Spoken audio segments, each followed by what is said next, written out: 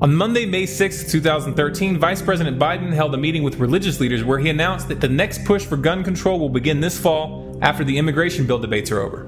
Those present for the meeting included Franklin Graham, son of the evangelist Billy Graham, and Barrett Duke, the Vice President of the Ethics and Religious Liberty Commission, which is the Southern Baptist Convention's public policy arm. According to Politico, 5 people who attended the 2.5-hour meeting stated that Biden made the specific plea to those present to keep his words off the record from reporters. What the administration is doing here is preparing the ground by ensuring that church leaders are cooperative when these new policies are put forth this fall. Now, if this is surprising to you, you may want to research the Clergy Response Teams, which is a homeland security program employing thousands of pastors across the nation to ensure cooperation during situations where martial law is declared.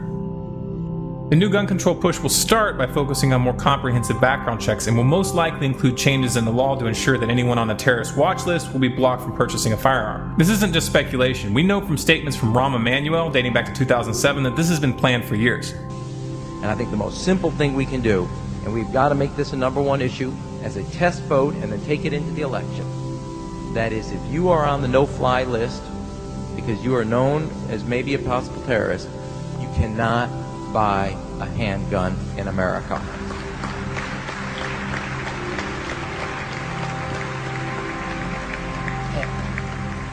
And I am not one far from liking the mixing of politics and policy, but as my old boss used to say, give me that vote and throw me into that briar patch. I'll make politics out of that every day, because if it's between that terrorist list and the NRA, I know where America is going to be every time, and they're going to make the right choice.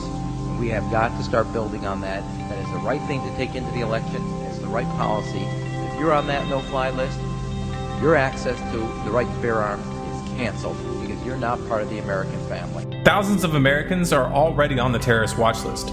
There's no way to find out whether you're on the list, why you may be on it, or whether you've been removed.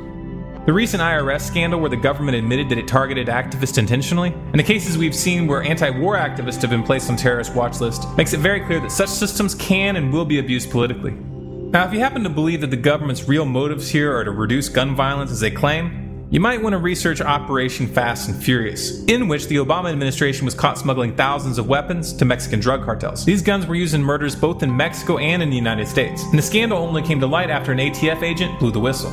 That agent was then fired. Obama has personally assisted in the cover-up by refusing to hand over documents related to the operation. There are several layers to the gun control battle that's coming this fall. The first layer is, of course, the context. It's doubtful that there's enough political will to get such measures passed right now. The administration's attempt to capitalize on the Sandy Hook tragedy fell apart, and there's no way to rebuild that momentum without another event. They need a new tragedy in the next several months to provide the justification for new laws that they want to pass. The thing is, when the US government needs a tragedy, these things have a way of happening.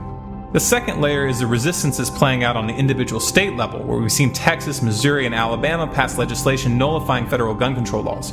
Eric Holder, who was directly involved in both Operation Fast and Furious and the IRS scandal, has fired back stating that the feds will ignore state laws and enforce the regulations one way or another.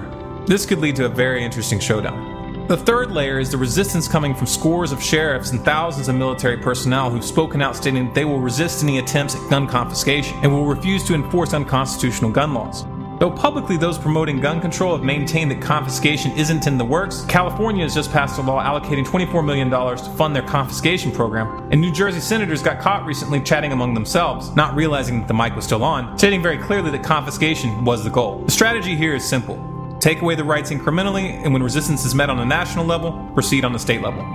The final layer of this battle comes on the personal level as individual citizens refuse to comply. This in itself is a force to be reckoned with, especially with the advent of 3D printing. The first stage in this conflict has already started after plans for a fully printable gun were released on the internet this past month. The feds ordered the site to take the plans down, but it was too late. These plans are already distributed in torrent sites and have thousands of seeders. You'll find a download link to the plans in the description. Now, this publicly released file was for a single-shot .38 caliber. However, the same method was also used to create a lower receiver for a fully functional AR-15, and it was successfully tested with 600 rounds without failure. Though the 3D printer files for this gun were taken down before making it to torrents, the CAD files which they are based on are still available for download. You can find a link to that file in the description as well. Converting these files to 3D printer files has already been done once, and it will obviously be done again. All of this clearly shows that gun control will not be possible with an open internet, so you can count on this being used as an excuse for further attempts to introduce new laws in this regard as well.